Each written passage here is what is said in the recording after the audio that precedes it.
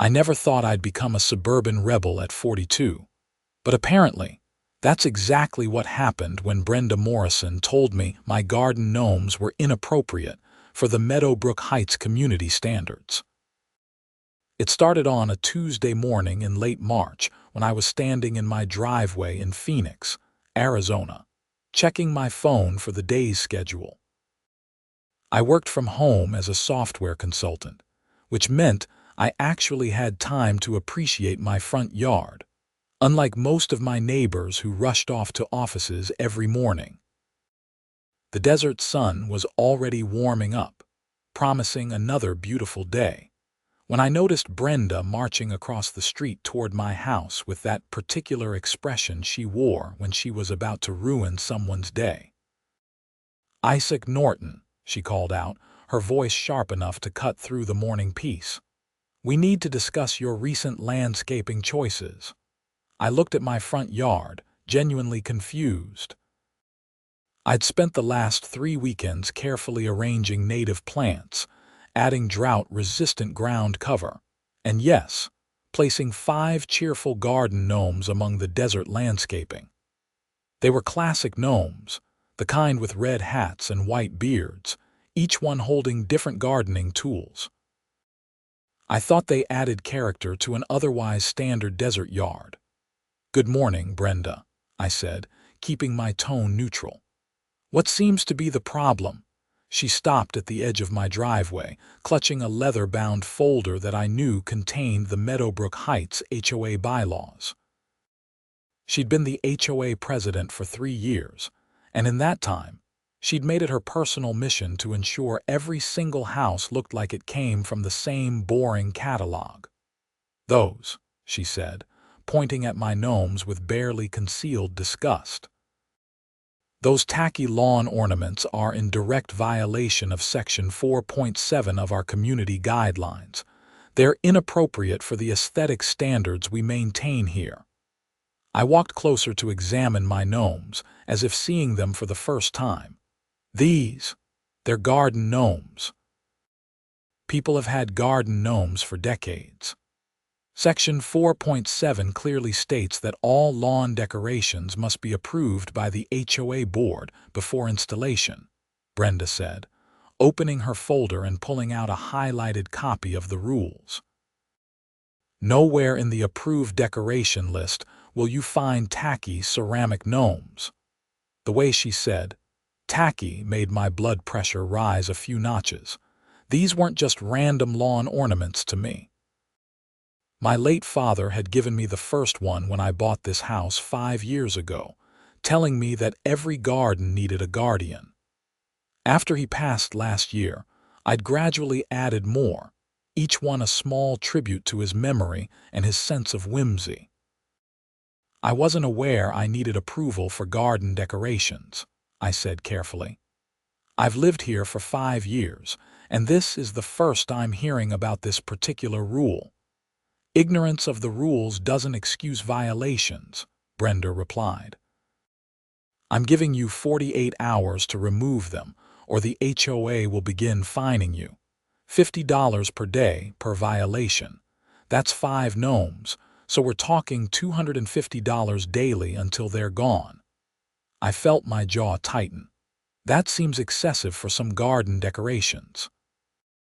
"Those are the rules that everyone agreed to when they purchased property in Meadowbrook Heights," she said. "The standards exist to maintain property values for all residents. I'm sure you understand." She turned and walked back across the street to her own immaculate house, where not a single blade of grass dared grow out of place. I stood there, staring at my gnomes, feeling a mixture of anger and disbelief. $250 a day for keeping some harmless garden decorations. It was absurd. I went inside and pulled up the HOA bylaws on my computer. Sure enough, buried in Section 4.7, there was language about lawn decorations requiring approval. But the language was vague, mentioning things like statuary and ornamental fixtures, without any specific guidelines about what was acceptable and what wasn't. Several neighbors had decorative pottery, bird baths, and even a Buddha statue that I could see from my window. Why were my gnomes suddenly the problem? I called my friend Marcus, who lived 3 streets over in the same neighborhood. He answered on the second ring. "Hey, Isaac, what's up? Did you know we need HOA approval for lawn decorations?" I asked. Marcus laughed. "Since when?" "I've had my copper wind sculptures up for 2 years. Nobody said anything. Brenda just hit me with a violation notice for my garden gnomes, threatened to fine me $250 a day if I don't remove them." "You're kidding," Marcus said, his tone shifting from amused to concerned. "Those gnomes, they're harmless. She's probably just bored and looking for something to police." "She gave me 48 hours, I said, staring at the bylaws on my screen. "I'm trying to figure out if I have any recourse here." "You could request a hearing with the full board," Marcus suggested. "They meet monthly. Might be worth a shot before you start getting fined." I thanked him and hung up, then immediately drafted an email to the HOA board requesting an emergency hearing regarding the violation notice. I kept it professional and polite, explaining that I hadn't been aware of the approval requirement and that I'd like to formally request approval for my existing decorations. I hit send and tried to get back to work, but I couldn't concentrate. The more I thought about it, the angrier I became. The next morning, I found a printed response taped to my front door. Apparently, email wasn't good enough for Brenda. The notice informed me that the next board meeting wasn't scheduled until the end of April, nearly 6 weeks away, and that violation fines would begin accumulating as scheduled if the gnomes weren't removed within the 48-hour deadline. I called the number listed for HOA disputes and got Brenda's voicemail. Of course. I left a message explaining that I couldn't possibly get a hearing before the deadline and that it seemed unfair to begin fining me before I had a chance to make my case. She didn't call back. That evening, I sat on my front porch, drinking a beer and looking at my gnomes. The sun was setting, casting long shadows across the desert landscape. The gnomes looked cheerful and welcoming, exactly as my father had intended. The idea that they were somehow inappropriate or harmful to property values seemed ridiculous. My neighbor to the east, an elderly woman named Patricia Simmons, was out watering her plants. She waved and walked over to the property line. "I heard about Brenda's crusade against your gnomes," she said sympathetically. "She came by yesterday to ask if they bothered me. I told her they were delightful." "Thanks, Patricia," I said. "I appreciate that. She's gotten worse since she became president," Patricia continued. "Last month, she tried to tell the Johnsons that their desert willow tree was growing too wild and needed to be shaped into a more formal structure. A desert willow. It's supposed to look natural." We talked for a few more minutes, and Patricia mentioned that several other neighbors had received similar harassment from Brenda over minor issues. It was becoming a pattern of control rather than genuine community maintenance. That night, I couldn't sleep. I kept thinking about the situation, about the unfairness of being fined without a hearing, about Brenda's dismissive attitude, and about my father's first gnome sitting out there in the dark. Around 2 in the morning, an idea struck me. If Brenda wanted to fine me for 5 gnomes, maybe I should give her something really worth complaining about. I grabbed my laptop and started searching online. By dawn, I'd placed orders with 6 different garden supply companies, overnight shipping for everything. If I was going to be a rebel, I was going to do it properly. The packages started arriving around noon the next day. 50 garden gnomes of various sizes, styles, and poses. Some were classic red-hatted guardians, others were fishing gnomes, traveling gnomes, yoga gnomes, and even a few zombified gnomes for variety. I'd maxed out my credit card, but the look on Brenda's face would be worth every penny. I waited until dark to set them up.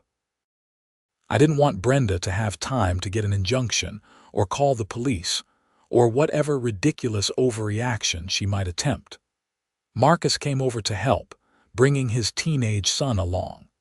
The three of us spent 2 hours arranging 55 gnomes throughout my front yard. We created little scenes. Gnomes having a tea party, gnomes fishing in the decorative rocks, gnomes doing yoga under the Palo Verde tree, gnomes appearing to march in formation toward the mailbox. "This is either the best idea or the worst idea you've ever had," Marcus said, stepping back to admire our work. "Probably both," I admitted. "But I'm tired of people like Brenda making everyone miserable over nothing. These gnomes aren't hurting anyone." "She's going to lose her mind tomorrow," Marcus's son, Tyler, said with a grin. They were right. The next morning I was up early, watching from my living room window with a cup of coffee. Brenda emerged from her house at 7:30 as always, heading to her car for her morning errands. She was halfway down her driveway when she looked across the street at my house. She stopped dead, her mouth falling open. Even from a distance, I could see the color rising in her face. She marched across the street and up to my front door, pounding hard enough to rattle the frame. I took my time answering, making sure to bring my coffee with me. "What," Brenda said, her voice shaking with fury, "is this?" "What do you mean?" I asked innocently, sipping my coffee. "You know exactly what I mean. This is outrageous. This is defiance of a direct order. This is a mockery of the HOA's authority." "Actually," I said calmly, "you told me my 5 gnomes were inappropriate. These are 50 different gnomes. Completely separate situation. I figure I should submit a formal application for approval, which I'm happy to do at the next board meeting." "You will remove these immediately," Brenda hissed. "Every single one of them, or I will make sure you are fined so heavily that you'll have to sell this house." "I don't think that's how it works," I replied, "but you're welcome to try. I'll see you at the April meeting." I closed the door before she could respond, watching through the window as she stood on my porch, practically vibrating with rage. She eventually stormed back to her house, and I saw her through her front window, phone pressed to her ear, undoubtedly calling emergency HOA sessions or lawyers or whoever she thought could help her. Within an hour, I had another notice taped to my door, this time threatening immediate legal action if the gnomes weren't removed by end of business that day. I took a photo of it and filed it with the growing collection of documents related to this absurd situation. The neighborhood response was mixed and immediate. By mid-morning, at least a dozen neighbors had walked by to look at the gnome display. Some laughed, some took photos, some looked uncomfortable. Patricia came by with homemade cookies and told me she thought it was hilarious. A younger couple from 2 streets over stopped to say they'd been dealing with Brenda's harassment about their fence color and were rooting for me. But not everyone was supportive. Around 2 in the afternoon, Brenda returned with 2 other board members, Richard Kellerman and Susan Porter. Both were in their 50s, both looked like they'd rather be anywhere else. "I suck," Richard said when I answered the door. "We need to talk about this situation." "Come in," I said, opening the door wider. I'd been expecting this. They settled uncomfortably in my living room while I got them water. Richard cleared his throat several times before speaking. "Look, I understand you're upset about the initial violation notice," he began.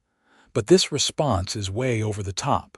The board is prepared to offer a compromise. Remove 45 of the gnomes, keep 10 total with proper approval, and we'll waive the fines." "Why should I have to compromise?" I asked. "The original violation was questionable to begin with. Brenda's interpretation of Section 4.7 is selective at best." There are decorative items all over this neighborhood that never got approval. Susan leaned forward.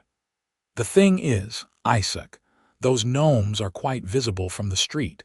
Some residents have expressed concern that they are lowering the neighborhood's aesthetic appeal. Some residents or one specific resident? I asked pointedly. Richard and Susan exchanged glances. Brenda has been quite vocal, Richard admitted, but she's not the only one who's mentioned it. Who else? I asked. Give me names. They couldn't, because there probably weren't any others. This was Brenda's personal vendetta, and she dragged the rest of the board into it. I'll make you a counteroffer, I said. The gnomes stay, all 55 of them, until the April meeting. At that meeting, I want a fair and open discussion about Section 4.7, what requires approval, and why selective enforcement has been happening. If the full board votes against the gnomes after that discussion, I'll remove them. But the fines get waived, and we establish clear written guidelines about what decorations are and aren't acceptable. Richard looked relieved. That seems reasonable. Brenda won't accept it, Susan said quietly. Then Brenda needs to remember that she's president of a homeowners association, not a dictator, I replied. I'm willing to work within the system, but I'm not willing to be bullied. They left, promising to discuss my proposal with the full board. I didn't have high hopes, but at least I'd made my position clear. That evening I got a call from a number I didn't recognize. I answered cautiously. Is this Isaac Norton? A professional-sounding woman asked. Yes. This is Jennifer Hartwell with Martinez and Associates law firm. I'm calling on behalf of the Meadowbrook Heights HOA. Consider this a formal notification that the association is filing for an immediate injunction to require removal of unauthorized lawn decorations and pursuing legal action for willful violation of community covenants. I felt my stomach drop but kept my voice steady. I see. And did the HOA board vote on this legal action? There was a pause. I'm not at liberty to discuss internal board procedures. Right. Well, you can tell whoever hired you, probably Brenda Morrison, that I'll be responding through my own legal counsel. Have a good evening. I hung up and immediately called a lawyer friend from college, David Chen, who practiced in Phoenix. I explained the situation, and he started laughing halfway through. Let me get this straight, David said. The HOA is threatening to sue you over garden gnomes, 55 of them, I confirmed. This is the most ridiculous thing I've heard all month, and I deal with ridiculous things daily, David said. Look, send me all the documentation you have. HOA cases are tricky because you did sign the covenants when you bought the property. But selective enforcement is a legitimate defense, and the way they're handling this is questionable. Threatening immediate legal action without following their own procedures for disputes. That's not going to look good. I spent the next hour scanning and emailing every document, photo, and notice I had. David called back an hour later. Okay, I've reviewed everything. Here's the situation. Yes, you're technically in violation of the covenants as written. But the HOA has a documented history of not enforcing Section 4.7 consistently. I can see decorative items in the photos you sent from other properties that clearly weren't approved. That's selective enforcement, which courts don't like. Plus, they didn't follow their own dispute resolution procedures before threatening legal action. So what do we do? I asked. I'm going to send them a response letter explaining that you're willing to participate in the scheduled April hearing, that you expect fair treatment, and that if they pursue legal action before following their own procedures, we'll countersue for harassment and selective enforcement. That usually makes HOAs back down because they don't want to spend association funds on a lawsuit they'll probably lose. How much is this going to cost me? I asked, worried about the answer. For now, just a consultation fee. $500. If it goes further, we'll talk. But I don't think it will. Brenda's overreaching, and the other board members probably know it. David was right. 3 days later, I received a certified letter from the HOA attorney withdrawing the threat of immediate legal action and confirming that the matter would be addressed at the April board meeting. The letter also stated that while fines were technically accruing, they would be held in abeyance pending the hearing outcome. In the meantime, my gnome army became a neighborhood sensation. People started driving by to take photos. A local news blog picked up the story after someone posted about it on social media. Within a week, a reporter from a Phoenix news station called asking if she could do a story.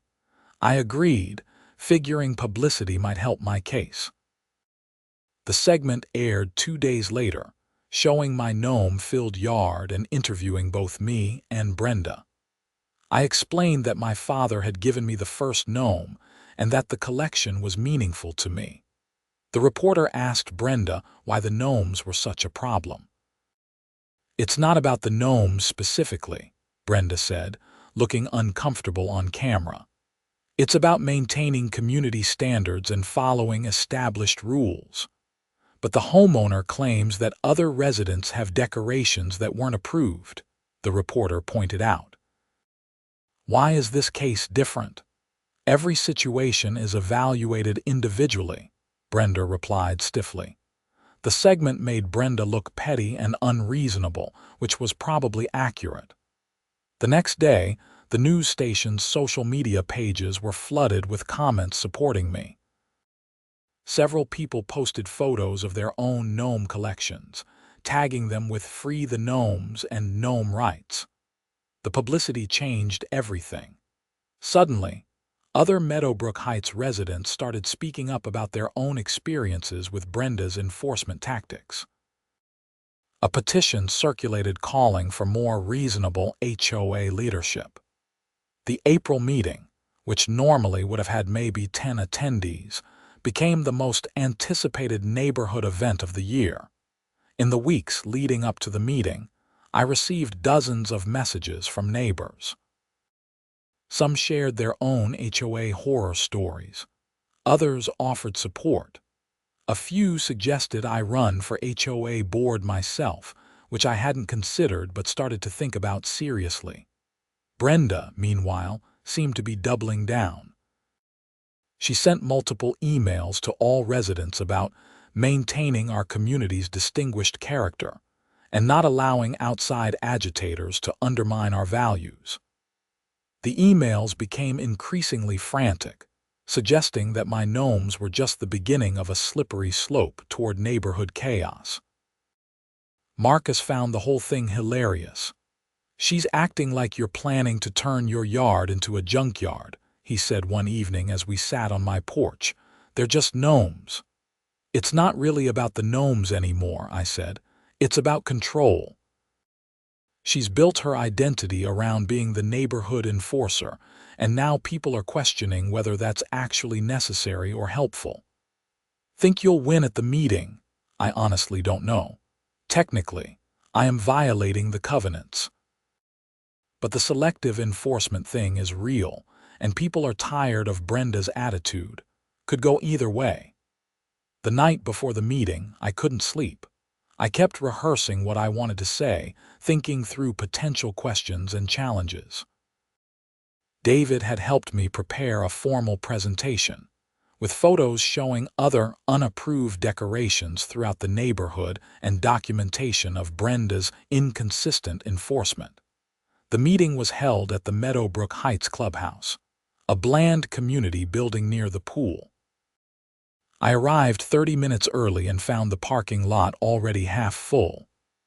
Inside, chairs were set up for maybe 50 people, but it looked like we'd need more. The room was buzzing with conversation.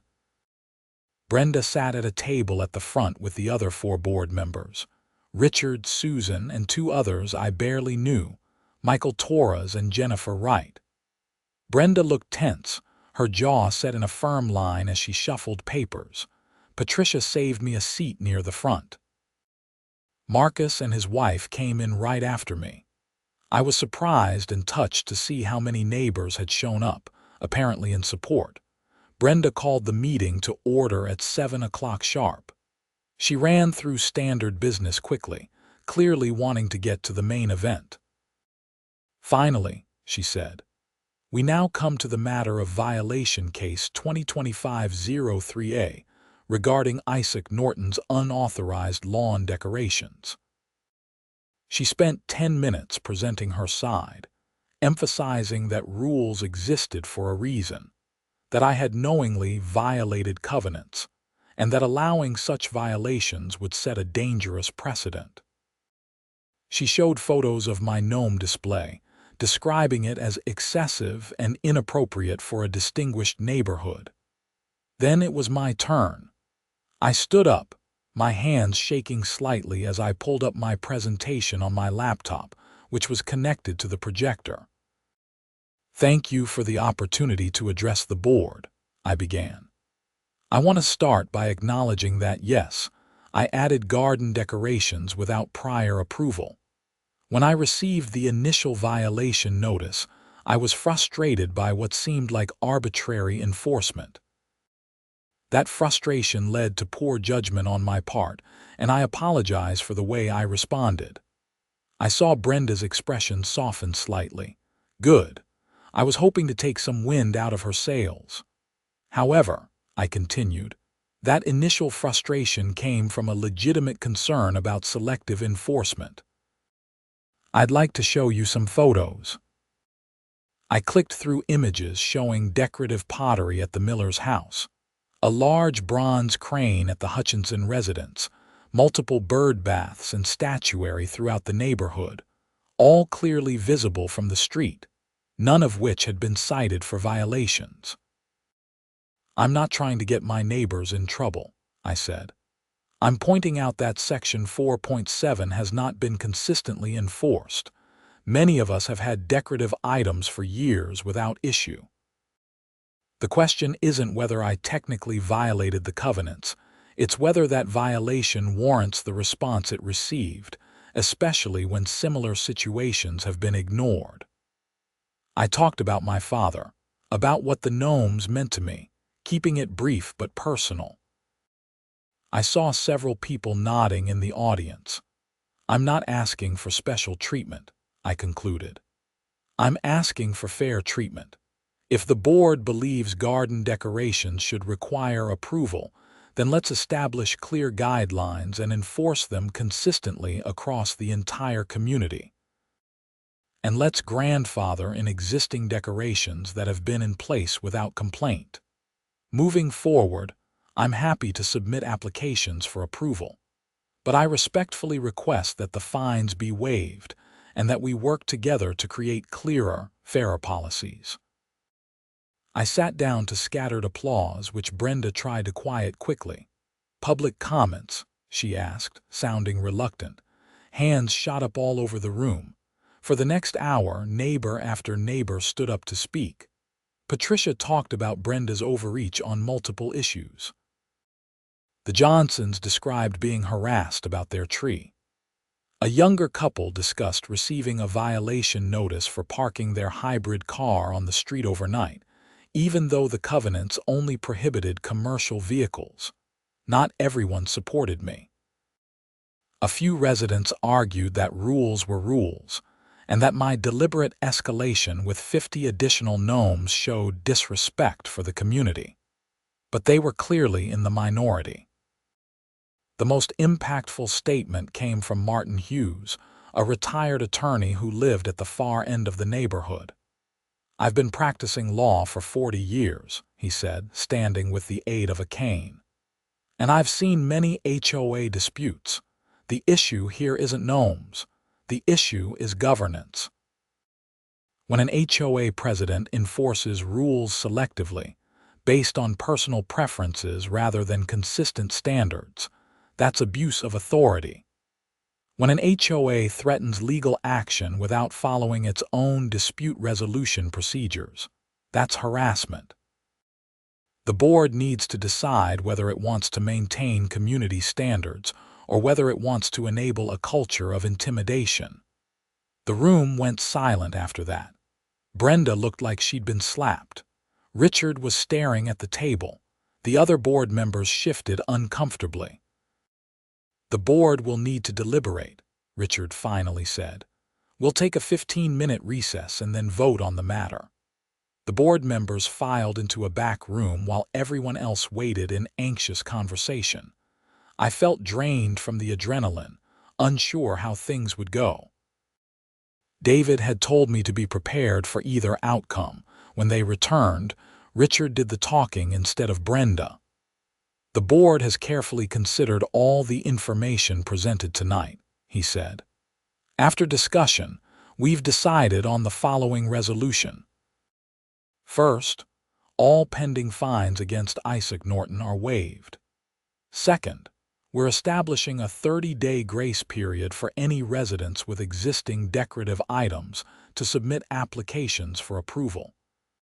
Third, we're forming a committee to revise Section 4.7 and create clear, specific guidelines about what types of decorations are permissible." Relief washed over me, but Richard wasn't finished. "Fourth, regarding the current situation with Isaac Norton's property, we're asking for a compromise. The board will immediately approve up to 15 garden gnomes on the property, arranged in a tasteful manner. The remaining 40 gnomes should be removed within 30 days. It wasn't everything I wanted, but it was fair. I stood up and said, "I accept that compromise." "Thank you for working with me on this." Brenda's face was red, but she said nothing. The meeting adjourned shortly after, and I was surrounded by neighbors congratulating me and sharing their own relief that things were changing. Over the next week, I carefully selected my 15 favorite gnomes to keep, including all 5 originals from my father. I donated the others to a community garden project, where they were enthusiastically received. I arranged the remaining gnomes thoughtfully throughout my yard, creating a whimsical but not overwhelming display. The decoration committee, which I volunteered to join, met several times over the following months. We developed clear guidelines that balanced individual expression with community aesthetics. The new rules specified size limits, quantity limits, and style restrictions, but they were far more reasonable and specific than the vague language that had caused all the problems. The bigger change came at the next annual HOA election. Brenda chose not to run for president again, possibly sensing she wouldn't win. Richard stepped into the role, and 2 new board members were elected, including Marcus. The shift in leadership brought a noticeably different tone to how the HOA operated. One afternoon in June, 3 months after the Great Gnome controversy, I was working in my front yard when Brenda walked by with her dog.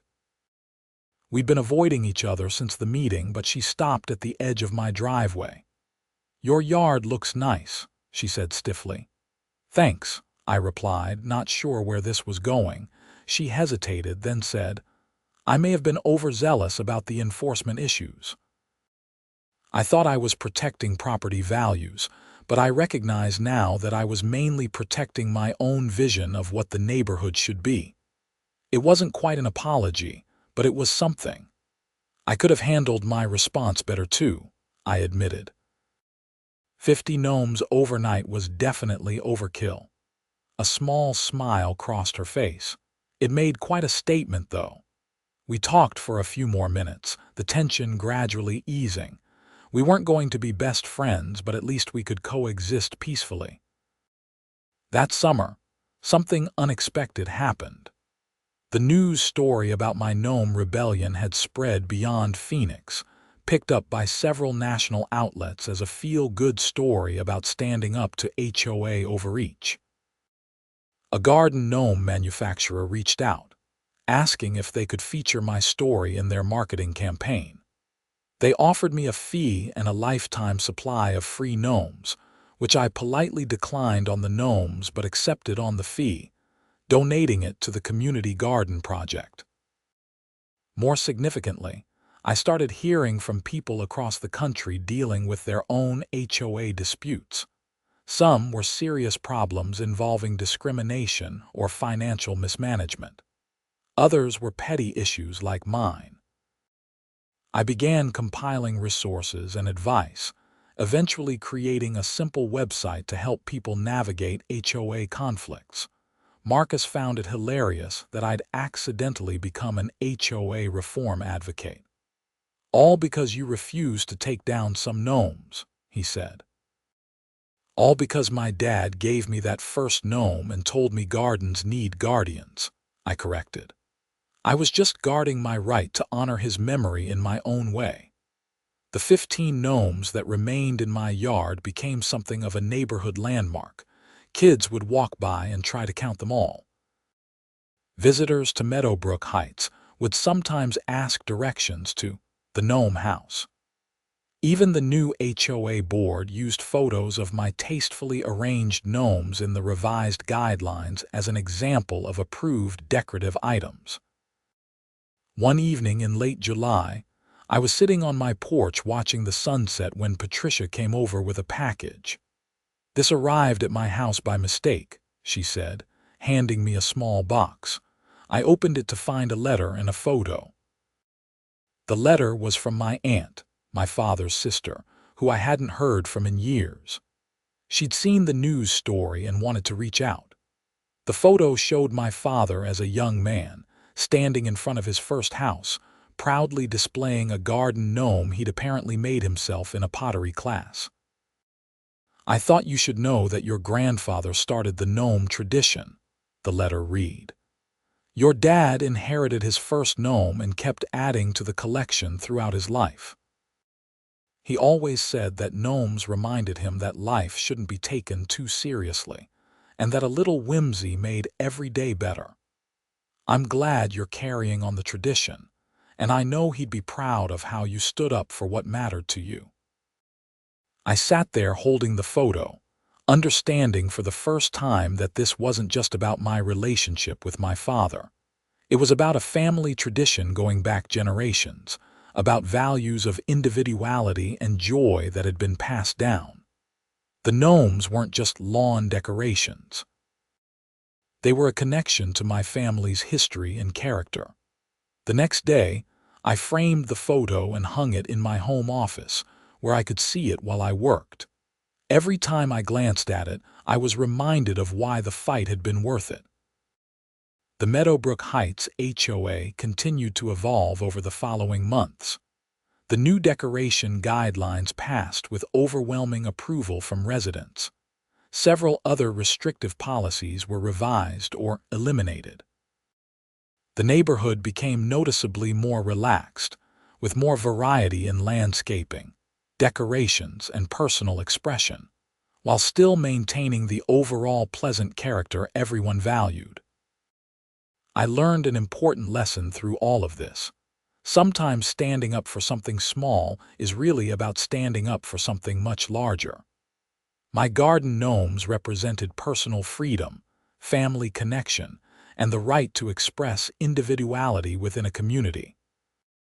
Brenda's attempt to control every detail of the neighborhood represented a different philosophy, one where conformity and authority took precedence over personal choice. Neither extreme was probably ideal. Communities need some standards to function well, but those standards should serve the residents, not constrain them unnecessarily. The key is finding the balance, and that requires people to speak up when things go too far in either direction. By September, life in Meadowbrook Heights had settled into a new normal. My gnomes continued to stand guard in my front yard, weathering the intense Arizona sun with their cheerful painted faces. Brenda had actually become somewhat reasonable in her interactions with neighbors. No longer the harsh enforcer, but simply another resident trying to maintain her property. The community garden, where I donated the extra gnomes, held a dedication ceremony, and I was invited to speak. Standing in front of the beautiful garden beds, surrounded by gnomes of all varieties, I talked about the importance of community spaces where everyone felt welcome to express themselves and grow things together. My father used to say that gardens are where we practice being human, I told the gathered crowd. We plant seeds hoping they'll grow. We nurture things that need care. We celebrate small blooms and mourn failed crops. We share the harvest with neighbors. And sometimes, we put up silly decorations just to make people smile when they walk by. That's what community should be about. Not rigid rules enforced without compassion, but flexible guidelines that help us all flourish together. The garden project thrived, becoming a popular gathering spot for families and a source of fresh produce for those who needed it. The gnomes scattered throughout became a beloved feature, with children insisting on finding them all during each visit. As fall arrived and the brutal Phoenix heat finally began to ease, I found myself reflecting on how much had changed since that Tuesday morning when Brenda first complained about my 5 garden gnomes. What had started as a simple dispute over lawn decorations had transformed into a broader conversation about governance, fairness, and community values. I'd made genuine friends through the conflict, neighbors I might never have gotten to know otherwise. I discovered a passion for HOA reform that I never expected to have. I'd connected with family history I hadn't fully appreciated, and I'd learned that sometimes the most absurd conflicts can lead to meaningful change. My gnomes still made me smile every time I saw them, each one a little guardian of joy and whimsy in an often too serious world.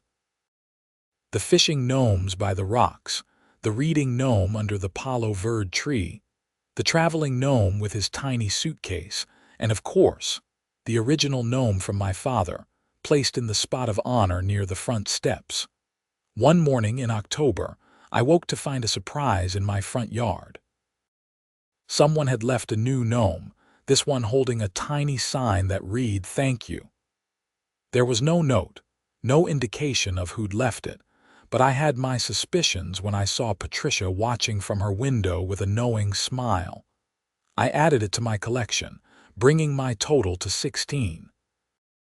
Close enough to the approved 15 that nobody was going to complain, and a perfect reminder that the community had changed for the better. The website I'd created about HOA disputes continued to grow, receiving hundreds of visits from people seeking advice. I heard success stories about people successfully challenging unfair rules, about communities coming together to replace hostile boards, about reasonable compromises being reached. Not every story had a happy ending, but enough did to make the effort feel worthwhile. I eventually wrote a detailed guide about dealing with HOA conflicts, drawing on my experience and the experiences others shared with me. The guide emphasized documentation, communication, understanding your rights, and picking battles worth fighting. It spread through social media and HOA reform networks, apparently helping people navigate their own disputes. Marcus, now established on the HOA board, would occasionally call me for advice about policy questions. The board had become much more responsive to resident concerns, holding quarterly open forums and actively seeking input before making decisions. It wasn't perfect, no system of governance is, but it was dramatically better than the autocratic approach Brenda had employed. In November, I got an unexpected call from a professor at Arizona State University who was researching HOA governance and social movements. She wanted to interview me about the Gnome situation as a case study in grassroots resistance to institutional overreach. I agreed, finding it both amusing and surreal that my petty rebellion had become material for academic research, During the interview, she asked me what I'd learned from the experience.